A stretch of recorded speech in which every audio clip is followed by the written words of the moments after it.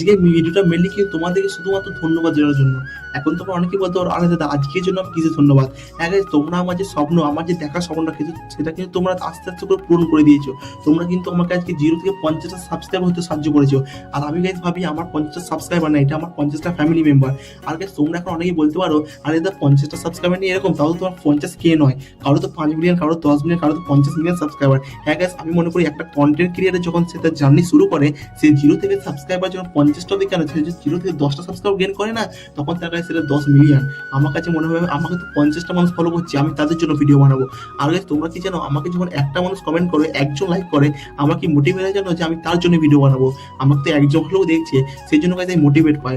আর guys তোমাদের কাছে একটাই কথা, তোমরা কোনো কন্টেন্ট ক্রিয়েটরকে পারলে আর না পারলে একটা করে অবশ্যই কমেন্ট করো, যাতে সে মোটিভেট পায়। আর কিচ্ছু লাগে না, একটা কন্টেন্ট ক্রিয়েটার কাছে শুধু একটা কমেন্ট ছাড়া, একটা লাইক ছাড়া তোমাদের আর কিচ্ছু লাগে না, তাকে সেটা মোটিভেট করে ভিডিও আরো বানানোর জন্য।